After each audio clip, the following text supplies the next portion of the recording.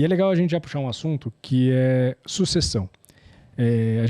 Eu vejo muito acontecendo isso nas empresas familiares. O cara lá foi lá, fundou a empresa, fez a empresa crescer, do jeito dele. Às vezes ele fundou a empresa lá nos anos 60, 70, cresceu a empresa, aí a empresa cresceu demais, chegou num patamar de líder de mercado ou numa empresa realmente estruturada, grande, já vários funcionários, faturamento sólido. Empresão grande. Sim. Aí teve filhos, os filhos acabaram estudando e tudo mais, e alguns começaram a fazer um plano de sucessão, porque o pai já está velho. Então é toda aquela questão, né? O cara já está com 60, 70 anos, o site ainda é uma porcaria, a empresa não está na internet.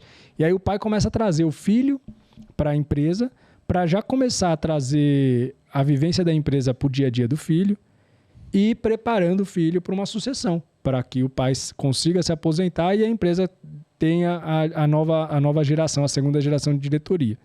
No nosso caso foi diferente, né? A gente está gerindo hoje a empresa juntos, porque por mais que a gente tenha 10 anos de diferença, é muito pouca diferença, então a gente consegue fazer isso muito bem. Mas não deixa de ser também um processo semelhante a um de sucessão, porque o filho, imagina um filho lá com 16, 17 anos, entrando numa empresa já consolidada com vários funcionários, e o cara, aquele moleque na cabeça dos funcionários, acabou de chegar e, porra, vou ter que... Ele é meu chefe, mas ele não sabe nada, é um cabaço, não sabe nada de informação, mas ele que vai ser meu chefe daqui a pouco. E aí tem todo aquele problema, aquele choque geracional entre o filho e o pai, que já acontece muito, ego. Muitas vezes o pai quer que o filho se amadureça e cresça, mas ele também não quer dar margem para o filho palpitar. E já vimos muita história assim, né? Já vimos muita história assim. Enfim, de novo, não é um caso de sucessão que está acontecendo aqui, mas os conflitos são semelhantes no quesito familiar. Como você diria que você superou essa... Porque eu vejo uma trajetória tua lá, de assim, muitas vezes eu até falei isso para você, eu falei, Gabriel, eu pego mais no seu pé do que nos demais. Se você fosse um funcionário qualquer, você seria... a sua trajetória seria mais tranquila. Porque a partir do momento que você é meu irmão, eu preciso mostrar para todo mundo que você não tem privilégio algum aqui. E se você for conseguir qualquer coisa aqui, você vai conseguir com esforço próprio, bicho. Vai se ferrar. Agora, e por isso que para você é até mais difícil, porque o que uma pessoa faria 10 e ganharia alguns pontos, para você tem que ser 20, porque você precisa provar não só para mim, mas para os demais que você merece aquela posição, para as pessoas conseguirem olhar você com a tua história e não como o irmão do Felipe. E foi isso. Por muito tempo as pessoas viam você como meu irmão, né? Por muito tempo e tal, até que você conseguiu inverter esse jogo. E hoje é muito bonito ver o que você conseguiu construir lá. E eu não estou falando nem da minha percepção, olhando as próprias pessoas, os próprios funcionários da empresa no todo, como eles lidam contigo. Né? A pauta irmão não entra lá. Porque são pessoas diferentes, pessoas com trajetórias diferentes. Você conseguiu, de fato, assumir a rédea da tua trajetória. O que é muito difícil. Inclusive, eu falo isso que quando eu era bem menino, tinha 16 anos, fui fazer uma entrevista no ramo de concessionária de caminhão, por indicação do nosso pai, que trabalha com caminhões. Eu lembro como se fosse ontem, foi na APTA.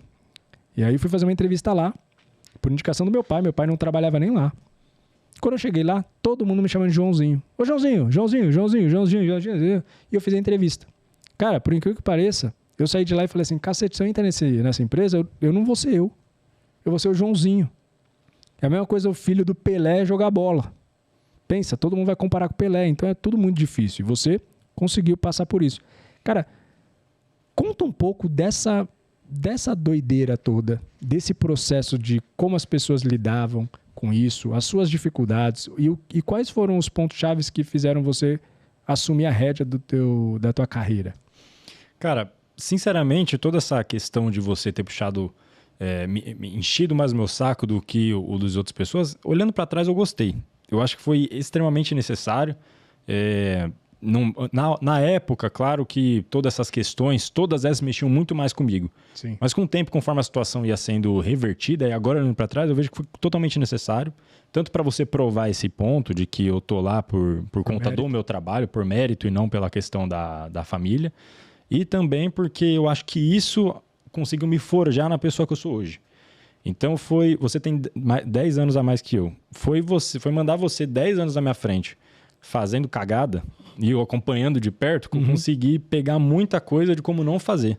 Então foi vendo você cometendo muitos erros que eu consegui evitar e alguns eu tive que repetir para descobrir, mas pelo menos eu já tinha uma segunda opinião. Sim. Então toda essa parte foi muito importante. Sobre essa questão da familiar, eu consegui reverter trabalhando. Se fosse para resumir muito o que eu fiz foi trabalhar. Porque quando eu cheguei, como eu falei, eu era sem cabaça, não sabia um monte de coisa, tive que aprender uma coisinha por vez. O que eu tive desde o começo foi força de vontade, em algumas épocas mais do que outras, né? E fui aprendendo cada setor, entendendo como a empresa funcionava, fui criando laços com o pessoal de lá, né? Fui ajudando, fui auxiliando, fui entendendo os meus erros e fui corrigindo. Eu não tenho problema nenhum de falar de muitos erros que eu já tive no passado, né? Muitos reportes, inclusive, antigamente, de que eu era um cara teimoso. E era pra caramba. Quando eu estava no setor de qualidade, que o meu foco ficou em resolver problemas, eu foquei demais nisso. Então, o meu foco no problema era o que eu queria e eu esquecia de ouvir a opinião dos outros e tive muitas reclamações disso. Só que diferente de outras pessoas, eu absorvo essas coisas. Eu entendia o que estava acontecendo e falava, pô, não é isso que eu quero, não é essa pessoa que eu quero me tornar. Você sabia lidar bem com o feedback e ir ajustando. Exato. Então, isso daí foi uma vantagem que eu tinha. Eu conseguia ouvir a opinião alheia. Então, eu fui ajustando e com o tempo... Você ficar lá 1 ano, 2 anos, 5 anos, 10 anos com uma equipe, gerenciando a empresa, gerenciando vários aspectos, o pessoal vendo que você está dedicado, vendo que você está do lado delas, você ajuda elas nas dificuldades, tanto profissionais quanto pessoais, e vice-versa também, o pessoal me dando uma puta ajuda sempre que eu preciso. Essas coisas vão acontecendo naturalmente. Quando eu olho para trás agora, eu não consigo nem pontuar em que momento que aconteceu essa virada de chave exatamente. Só sei que eventualmente aconteceu, e que com certeza foi uma progressão muito lenta. Foi o prazo. Foi o prazo. O tempo fez as... Claro, tempo e continuidade do teu trabalho também. Tempo e continuidade de trabalho. E fazer o que tem que ser feito todo dia, levantar da cama e resolver os conflitos lá da empresa e fazer ela ir para frente. Com isso, você vai formando esse senso de trabalho em equipe do pessoal. Isso daí vai se dissipando automaticamente. Boa. Eu lembro de uma conversa que nós tivemos, nessa época que você estava brincando demais. Que eu te chamei e falei o seguinte, Gabriel, eu não sei se você estava não sei se você já estava como gerente operacional, mas se não, a gente já estava te preparando para isso. E aí eu falei assim, Gabriel, cara, você é a pessoa que mais entende dos processos operacionais da empresa, da operação. Você sabe todas as áreas, mais do que eu, inclusive, na época. Na época eu era ainda bastante envolvido na operação, mas eu estava cuidando de outras coisas, além de vendas, mais financeiro e tudo mais. Desenvolvimento, e você estava na parte do front lá mesmo, lá no chão de fábrica, conversando com o pessoal, logística, qualidade, você já tinha passado por todos os setores. Então, até grande parte dos procedimentos que existiam, eram procedimentos que você tinha criado na tua trajetória, então era coisa que estava debaixo do teu colo, das tuas asas. Só que eu falava assim, caramba, o Gabriel ele não tem como posso falar? Ele não tem as pessoas não têm essa visão do Gabriel, de uma pessoa, de um líder. Hoje ele já conquistou, naquela época você já tinha conquistado o papel de competente, mas não de liderança. E aí são coisas bem diferentes. Que são diferentes. E aí eu falei, Gabriel, você precisa mudar teu jeito, você precisa começar a ser mais sério aqui, porque... E isso eu acho muito legal em você, você é um cara... O Gabriel é extremamente disciplinado. É o cara mais disciplinado que eu já vi na minha vida. E ele acha que isso não é uma qualidade, mas eu falo que isso é uma qualidade gigantesca. Eu não sou tão disciplinado quanto ele. E disciplina hoje, no mundo atual, é extremamente difícil. Muitíssimo difícil, porque disciplina faz tudo acontecer. E ele faz isso com uma naturalidade, cara. É disciplinado por natureza. Até brinco com ele que nós somos opostos, completos opostos. E o Gabriel, no desenvolvimento pessoal dele, no profissional, na carreira, ele também foi muito disciplinado. E depois desse feedback, eu falei, cara, você precisa parar um pouco de brincadeira para as pessoas começarem a ter uma visão diferente sua. Porque senão, automaticamente, as pessoas linkam você a esse meninão. E qual é a imagem que você quer ter? Eu sempre faço essa autoavaliação e avaliação da minha liderança em falar o seguinte: se a gente fizesse uma pesquisa, imagina, todos funcionários, e cada funcionário tivesse que dar 2 adjetivos para mim. Por exemplo, Felipe. Em 2 palavras, quem é o Felipe? Amigo e grosso, um exemplo. Ou parceiro e competente. Inteligente. Se desse qualquer 2 adjetivos. Ou se, por acaso, eu tivesse que falar o seguinte pro Gabriel. Gabriel, inteligente e meninão. Inteligente e meninão, Gabriel. Mas esse meninão, que não é algo pejorativo, mas é algo que desqualifica, dependendo da posição que você vai abraçar na empresa, era uma coisa ruim.